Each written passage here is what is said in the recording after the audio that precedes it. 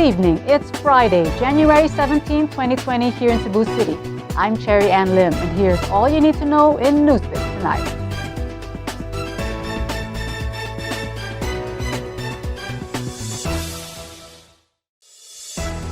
Five persons were arrested in Barangay Camput House, Cebu City Tuesday after they yielded 272 valium tablets, likely intended for distribution as a recreational drug during the Sinulog. Here's Nico Tubo for the details. 5 persons were arrested by police in a drug bust at Juana Osmeña Street in Barangay Camput House, Cebu City on Tuesday evening. The arrested persons were identified as Al-Sharif Sulpicio, Ray P. Habulia, Al-Habsal Bantayan, Alhes Ambabang, and Alcimar Sulpicio. All of them are from Holosulu.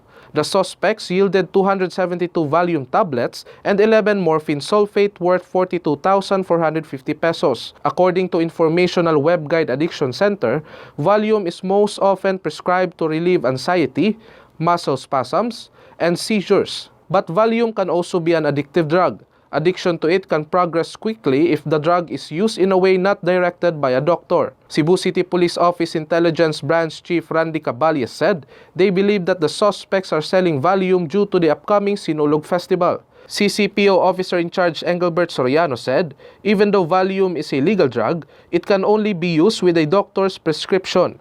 The Cebu City Police is on constant watch on the possible entry and selling of illegal drugs this Sinulog. Nico Tubo, NewsBits Tonight. Amid reports of enterprise exclusivity this Sinulog, Cebu City Mayor Edgardo Labella has clarified that anyone can sell goods along the Sinulog routes or as long as they have complied with the necessary requirements. Here's Kenneth Torres for the details. Cebu City Mayor Edgardo Labella has clarified that anyone who have complied with necessary requirements can sell goods on Sinulog.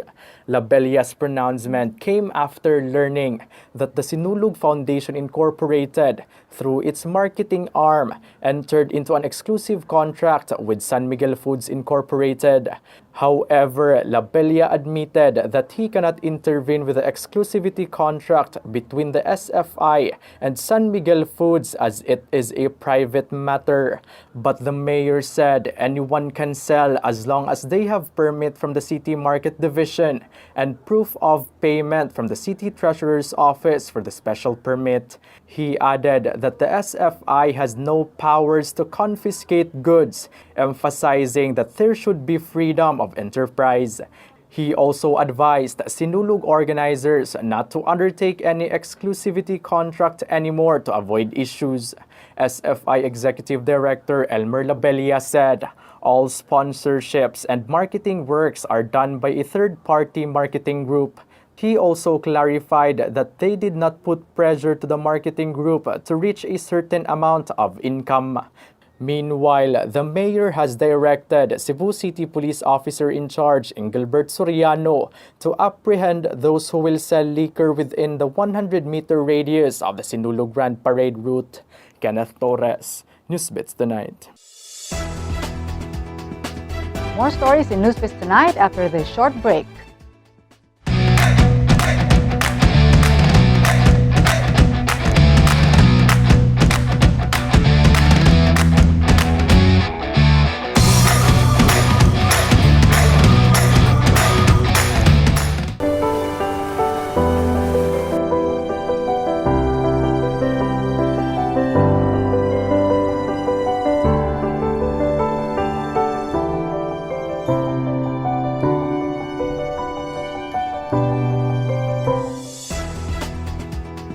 Thousands of devotees joined and witnessed this year's Walk with Mary and the traslación of the images of Señor Santo Niño and the Our Lady of Guadalupe.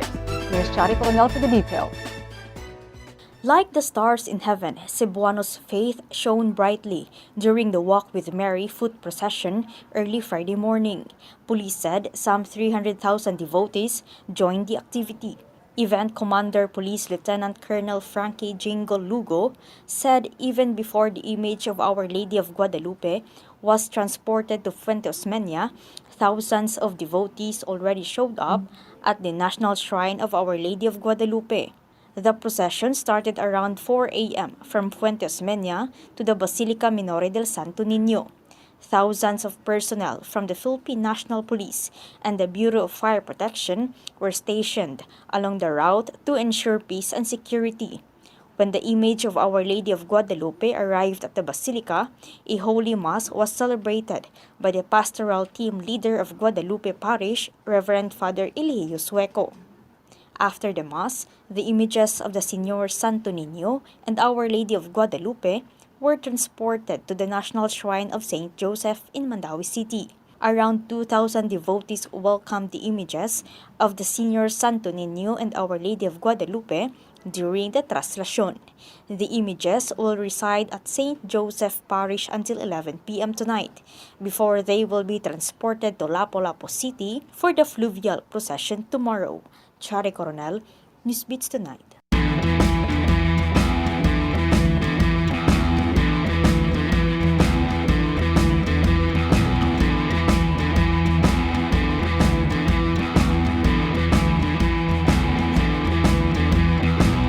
For the latest in sports, here's Kenneth Torres. The National Basketball Association announced on Thursday that LeBron James still topped Luka Doncic in the race to become the leading Western Conference vote-getter and one of the two captains for the next month's All-Star Game. James got 4,747,887 votes in the latest fan voting, while Doncic has 4,598,323 votes. The lone other player with reasonable chance of overtaking James or Doncic for the top West voting spot would be Lakers forward Anthony Davis, who has 4,412,619 votes, while Giannis Antetokounmpo of the Milwaukee Bucks remains the Eastern Conference voting leader. Voting still continues through Monday for the All-Star Game, which will be held on February 16 in Chicago. The All-Star starters and captains will be announced on January 23. It was said that the All-Star rosters as drafted by the captains will be announced February 6. Kenneth Torres, NewsBits Tonight.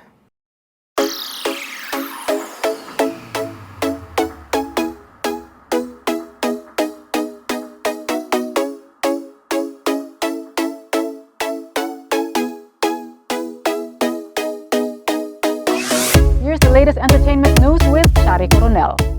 A video post by international stand-up comedian Jokoy of his arrival in Cebu this morning garnered mixed reactions from netizens, especially Cebuanos. Jokoy is in Cebu today for a series of shows in the country. The comedian posted a video of him riding inside a car with police escort from the Mactan Cebu International Airport in Lapu-Lapu City going to the venue of his show in Cebu City. On his video, Jokoy expressed how he was amazed as how they beat the traffic in the metro. He said it was supposed to be a 2-hour ride from the airport to his hotel, but it was cut into 15 minutes. Cebuanos expressed their dismay over the so-called VIP treatment of the comedian. A Facebook user told Jokoy that having a police escort is something not to be proud of. Another Facebook user expressed her disappointment that while Cebuanos are stuck in the traffic, a comedian has the perks to beat the traffic with police escort. But there are also fans who defended the comedian. Jokoy started performing at a Las Vegas coffee house before performing on clubs and theaters across the globe. His third stand-up special will be released on Netflix. Chari Coronel, NewsBits Tonight. Get the latest, visit www.sunstar.com.ph. Follow us on our YouTube channel and official social media accounts on Twitter and Facebook. I'm Cherry Ann Lim. Good evening.